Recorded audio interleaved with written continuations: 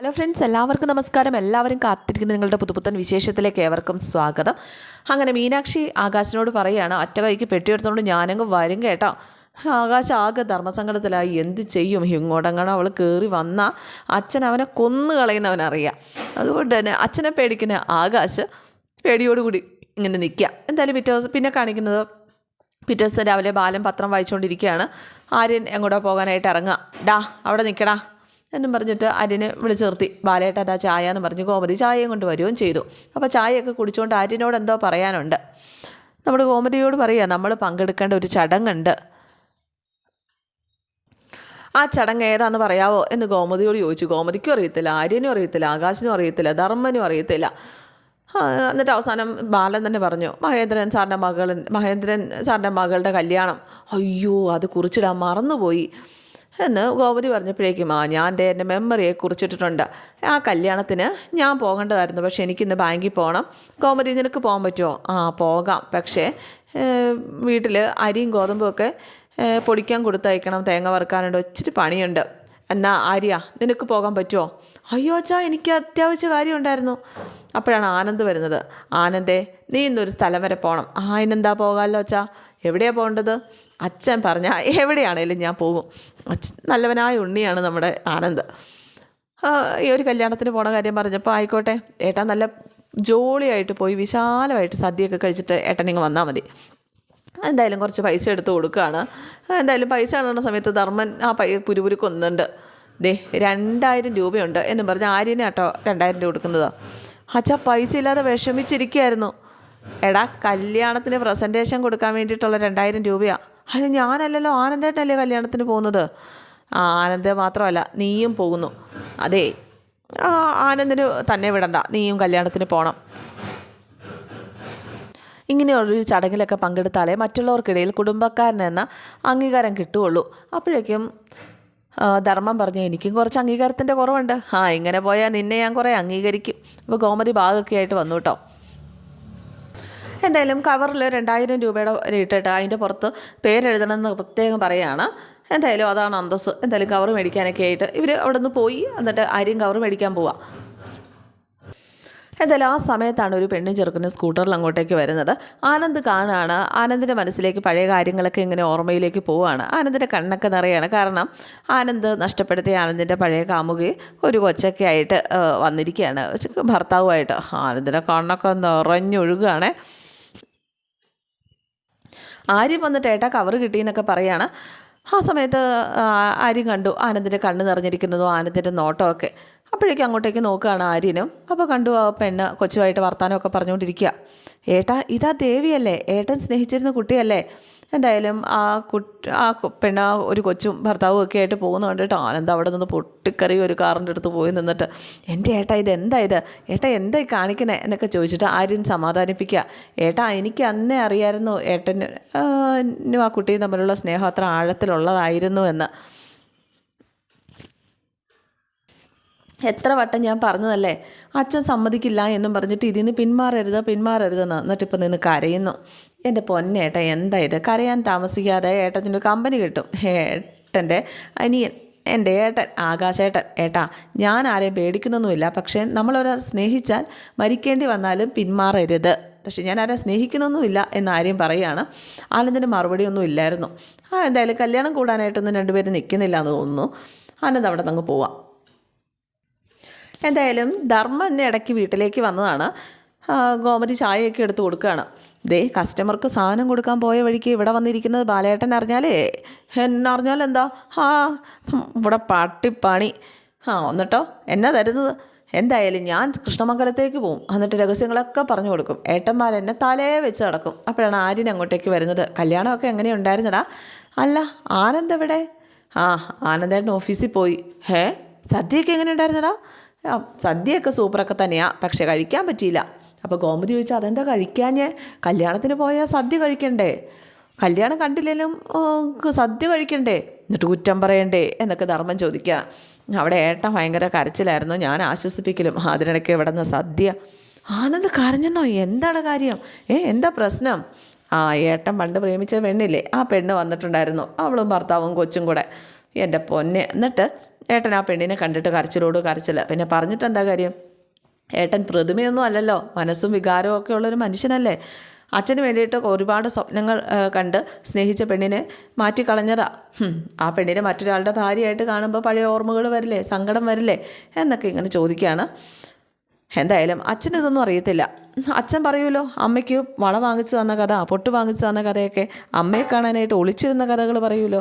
അതൊക്കെ കേൾക്കുമ്പോഴേ അമ്മയ്ക്കുള്ള സന്തോഷം ഞാൻ കാണാറുള്ളതല്ലേ. ഈ സന്തോഷമൊന്നും ഞങ്ങൾക്ക് വേണ്ടേ? ജീവിതത്തിൽ സന്തോഷമൊക്കെ അച്ഛനും അമ്മയ്ക്കും മാത്രമുള്ളതാണോ? അപ്പോൾ എൻ്റെ പൊന്നു മോനെ, നീ ഇങ്ങനെ അമ്മയെ വിഷമിപ്പിക്കല്ലേ. കഴിഞ്ഞത് കഴിഞ്ഞു. ഇനിയിപ്പോൾ എന്ത് ചെയ്യാനാ? എത്രയും പെട്ടെന്ന് ഏട്ടനൊരു കല്യാണം നടത്തി കൊടുക്കണം. അതാ ഇനിയിപ്പോൾ ചെയ്യാനുള്ളത്.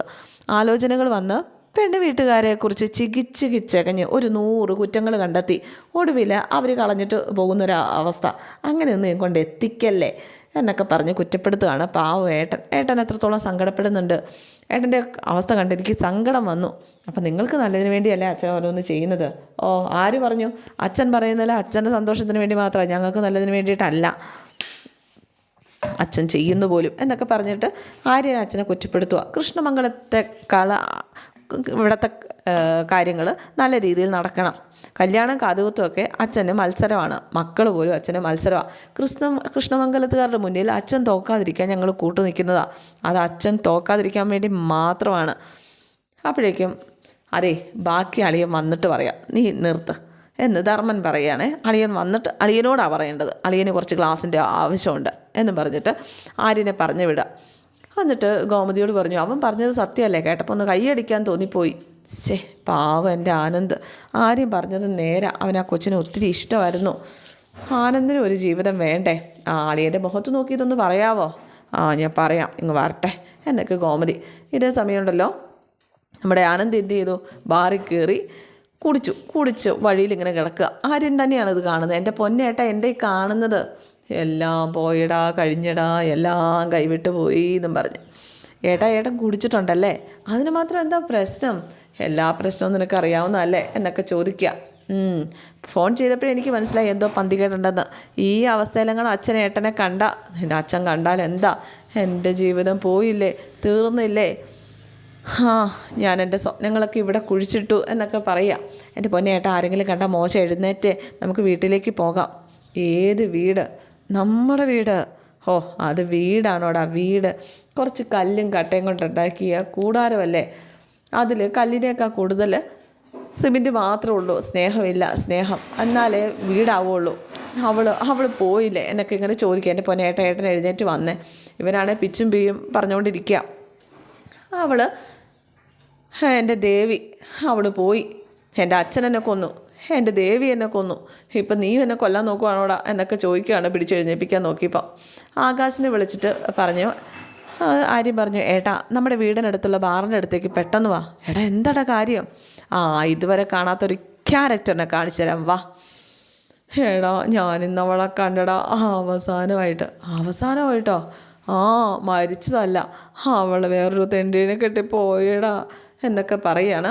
എൻ്റെ ദേവി പോയടാ എന്നൊക്കെ ഇരുന്ന് പിച്ചും പേയും പറയാം. എൻ്റെ ദേവി വലത് കൈയിലായിരുന്നു വാച്ച് കെട്ടിക്കൊണ്ടിരുന്നത്. എൻ്റെ ഇഷ്ടത്തിന് വേണ്ടി അവളെ ഇടത് കൈയിലേക്ക് മാറ്റിക്കെട്ടി. നിൻ്റെ ലവർ ഏത് കയ്യിലാണ് വാച്ച് കെട്ടുന്നത് എന്നൊക്കെ ചോദിക്കുക കേട്ടോ പിച്ചും പേയും. അപ്പോഴേക്കും ആകാശ് വന്നപ്പോൾ എന്താ പറ്റിയേ എന്ന് ചോദിച്ചു കഴിഞ്ഞപ്പോൾ ലവ് ഫെയിലറാ. ആണോ? കള്ളു കുടിച്ചാ? അവൾ എല്ലാം ഉപേക്ഷിച്ച് എൻ്റെ കൂടെ വരാൻ തയ്യാറായിരുന്നു. ഞാനാ വേണ്ടാന്ന് പറഞ്ഞത്. അപ്പോൾ ആര്യം പറഞ്ഞു, കേട്ടല്ലോ, നല്ല തീരുമാനം എടുത്തില്ലെങ്കിൽ ഇതുപോലെ വെള്ളം ഒടിച്ച് കരയേണ്ടി വരും. എനിക്ക് പറ്റിയ അബദ്ധം എൻ്റെ അനിയന്മാർക്ക് പറ്റരുത്. അച്ഛനും അമ്മയൊക്കെ പലതും പറയും, ബന്ധുക്കൾ അതിനെ ഇരട്ടി പറയും, പക്ഷേ നാട്ടുകാർ 3 ഇരട്ടിയായിട്ട് പറയും. ഓരോരുത്തരും പറയുന്നത് കേൾക്കരുത് കേട്ടോ. എൻ്റെ അനുഭവം, നമ്മളെ സ്നേഹിച്ച് വിശ്വസിച്ച് വരുന്ന പെണ്ണിനെ കൈവിടരുത്. ജീവിതം ഒന്നേ ഉള്ളൂ, ജീവിതം ഒന്ന് എന്നൊക്കെ പറയാട്ടെ. എന്തായാലും ഏട്ടാ, ഇതെങ്ങനെ കൊണ്ടുപോകും? നമുക്ക് എടുത്തോണ്ട് പോകാം, നീ പിടിക്ക്. അപ്പോൾ ബൈക്കൊക്കെ പിന്നെ എടുക്കാം. നിങ്ങൾ എന്നെ കുതിരപ്പുറത്ത് കൊണ്ടുപോവാണോ? കുതിരപ്പുറത്ത് കയറ്റോ കഴുത്തപ്പുറത്ത് കയറ്റോ എന്നൊക്കെ വീട്ടിൽ ചെല്ലുമ്പോൾ അച്ഛൻ ശരിയാക്കിക്കോളും എന്നാരും പറയുക. എൻ്റെ പൊന്നെ, നമ്മുടെ ആനന്ദ് വിരഹഗാനമൊക്കെ പാടിയാണ് പോകുന്നത്. ഒരോട്ടയൊക്കെ പിടിച്ച അവസാനം വീട്ടിലെത്തിച്ചു നിങ്ങൾ. എനിക്ക് എൻ്റെ ദേവിയെ വേണം എന്നൊക്കെയാണ് ഓട്ടോയിൽ നിന്ന് ഇറങ്ങിയിട്ട് പറയുന്നത്. അതിന് മുട്ടടിക്കില്ലായിരുന്നു, മുട്ട് അച്ഛനെ കാണുമ്പോൾ. ഏട്ടാ എല്ലാം കാണുന്നുണ്ടല്ലോ അല്ലേ? ഈശ്വരാ, കൃഷ്ണമംഗലംകാർ കണ്ടാൽ തീർന്നു. എനിക്ക് ദേവിയെ കാണിച്ചതാന്നാണ് പറയുന്നത്. നമുക്ക് അമ്പലത്തിൽ പോകാം, ദേവിയെ കാണാം. അവിടെ ദേവിയുണ്ട്. പറ്റുമോ? അമ്പലത്തിൽ പോയി ദേവിയെ കാണാൻ പറ്റുമോ എന്നൊക്കെ ആനന്ദ് ചോദിക്കാം. അമ്മയ്ക്ക് ഒരു സംശയം കൊടുക്കരുത്. ഏട്ടൻ കല്യാണ വീട്ടിൽ കരഞ്ഞതിൻ്റെ പേരിൽ ഒരു ഷോ നടത്തിയിട്ടുണ്ട്, അതിനെക്കുറിച്ചൊക്കെ ചോദിക്കും. ഒന്നും മിണ്ടിയേക്കരുത്, വാ തുറന്നേക്കരുത്. എനിക്ക് ദേവിയെ കാണണം. ഇപ്പം ദേവിയെ കാണാൻ പോയാൽ അവളോടും ഛർദിൻ്റെ നാറ്റവും കള്ളിൻ്റെ മണവും. നമ്മളിത് എവിടാ എന്നൊക്കെ ആനന്ദ് ചോദിക്കാം. അപ്പോൾ നമ്മൾ ദേവിയെ കാണാൻ വന്നതാണെന്ന് ചോദിച്ചപ്പോൾ ഇവിടെ ദേവിയില്ല, ദേവിയെ കാണാൻ ഹനുമാനെ പോലെ പറന്ന് പോകണം. എന്തായാലും ആനന്ദിനെ തൂക്കിയെടുത്താണ്ടാണ് പോകുന്നത്. എടാ നീ ബെല്ലടിക്കുക. അങ്ങനെ ബെല്ലടിക്കുകയാണ്. അമ്മ എന്തെങ്കിലും ചോദിച്ചാൽ ഏട്ടന് അസുഖമാണെന്നേ പറയുള്ളൂ, ഏട്ടന് തല കുലിക്കാൻ മതി. അയ്യോ എൻ്റെ തലയോ വിടറാ. ഏട്ടാ, ഏട്ടനെ അനിയൻ തട്ടുന്ന കണ്ടിട്ടുണ്ടോ? ഞാൻ കാണിക്കും, ഞാൻ വാ തുറന്നേക്കരുത് എന്നൊക്കെ ഇങ്ങനെ പറയാം. എൻ്റെ പൊന്നേട്ട അമ്മ വരുമ്പോൾ സ്റ്റഡി ആയിട്ട് നിൽക്കണം. സ്റ്റഡി ആയിട്ട് നിൽക്കാം, എനിക്ക് ദേവിയെ കാണണം. അപ്പോഴേക്കും ധർമ്മം വന്നു. ദേവി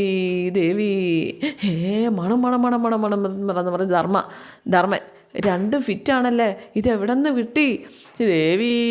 ദേവി എന്നും പറഞ്ഞിട്ട് ധർമ്മനെ പിടിച്ച് 3-4 ഉമ്മ കൊടുക്കുകയാണ് നമ്മുടെ ആനന്ദ്. കണ്ടോടാ, വിരഹം കാരണം എൻ്റെ ദേവിക്ക് താടി മീശയൊക്കെ വന്നടാ എന്നും പറഞ്ഞ് വീണ്ടും ഉമ്മ കൊടുക്കുക. എന്തോന്നടാ ഇത്? ഏട്ടൻ അടിച്ച ഫിറ്റാ. പഴയ കാമുകിയെ കണ്ട അതിൻ്റെ ഒരു വിഷമം ഞാൻ പറഞ്ഞില്ലായിരുന്നോ? അപ്പോഴേക്കും ഗോമതി വന്നു. അയ്യോ, ആരാ വന്ന ധർമ്മ എന്ന് ചോദിച്ചു കഴിഞ്ഞപ്പോഴേക്കും ഗോമതി ഇറങ്ങി വന്നു. ധർമ്മനാണെ ഒളിച്ചിരിക്കുക, പോയി ഒളിച്ചിരിക്കുകയല്ല, ധർമ്മം പുറകിൽ നിന്ന് പിടിച്ചിരിക്കുകയാണ് ആനന്ദനെ. ഇവൻ എന്താ പറ്റിയേ? അമ്മയെ ഞാൻ നേരത്തെ പറഞ്ഞില്ലേ? എല്ലാം ഞാൻ അറിഞ്ഞു മോനെ, നീ വിഷമിക്കരുത്, കാര്യങ്ങളൊക്കെ ശരിയാകും. അതൊക്കെ ഇവനറിയാം. ചേച്ചി പറഞ്ഞ് കൂടുതൽ വിഷമിപ്പിക്കണ്ട. അല്ല, നിങ്ങളെന്തിനാ ഇവനിങ്ങനെ കൂട്ടിപ്പിടിച്ചേക്കുന്നത്? ഇവനെന്താ പറ്റിയേ? അയ്യോ, ഇവനെന്താ തളർന്നു പോയത്? അയ്യോ, ദേഹത്ത് തൊടല്ലേ. അയ്യോ, നീട്ടിയാ ഛർദ്ദിക്കുന്നത്, അങ്ങോട്ട് മാറി നിൽക്കുക. എന്തു പറ്റി എന്ന് ഗോമതി ചോദിച്ചപ്പോഴേക്കും ദേഹത്തൊക്കെ ഛർദിൽ പറ്റി. അതല്ല, ഇവൻ എന്താ പറ്റിയെന്നാ. അതോ, കല്യാണ സദ്യ വളരെ മോശമായിരുന്നു. തടി കുറയുന്നു കരുതിയിട്ട് അവിയൽ കഴിച്ചു. അവിയൽ ഇങ്ങനെ അവിഞ്ഞ് നിൽക്കുക, ഇതിനിടയ്ക്ക് കുഴഞ്ഞ് വീഴാൻ പോവാണ്. അതിന് നിങ്ങൾ സദ്യ കഴിച്ചില്ലല്ലോ, അതാദ്യ പന്തിയിൽ പിന്നെയാ കഴിച്ചത്. നീ എന്തൊക്കെയാ എൻ്റെ ആര്യായി പറയുന്നത്? നീയല്ലേ ആര്യ, നീ പറയണം ഇത് സദ്യ കഴിച്ചില്ല, ഇവൻ വലിയ കരച്ചിലായിരുന്നു, പഴയ പെൺകുട്ടിയെ കണ്ടു എന്നൊക്കെ. അപ്പോഴേക്കും ആനന്ദ്, അമ്മേ എൻ്റെ ദേവിയെ കണ്ടമ്മേ. അമ്മേ അമ്പലത്തിൽ തൊഴുത കാര്യമാണ് പറയുന്നത്. അമ്മ മാറിക്കേ, നിങ്ങളൊന്നും പറയുന്നൊന്നും എനിക്ക് മനസ്സിലാവുന്നില്ല. ഇവനിത് എന്താ പറ്റിയേ? മോനെ ആനന്ദേ, ദൈവം അമ്മ തൊടലെ നീട്ടി ഛർദ്ദിക്കും, നീട്ടി. അമ്മ അങ്ങോട്ട് മാറി നിന്നോ, ഒരടി മാറി നിന്നോ, എന്നാൽ നമുക്ക് ഡോക്ടറെ കാണിക്കാം, മരുന്ന് കഴിക്കാം എന്നൊക്കെ പറയാണ്. എൻ്റെ അമ്മേ, പ്രണയമാണമ്മേ നല്ല മരുന്ന് എന്നൊക്കെ ആനന്ദ് പറയാം കേട്ടോ. എന്തായാലും വളരെ കഷ്ടപ്പെട്ട് ഇവനെ റൂമിൽ കൊണ്ടുപോയി ആക്കിയിട്ടുണ്ട്.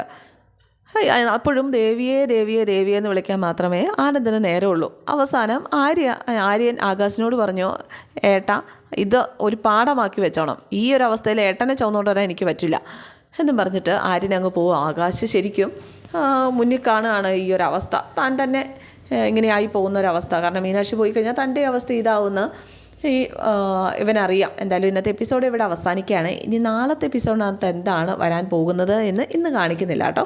അപ്പോൾ see you. Okay, thank U.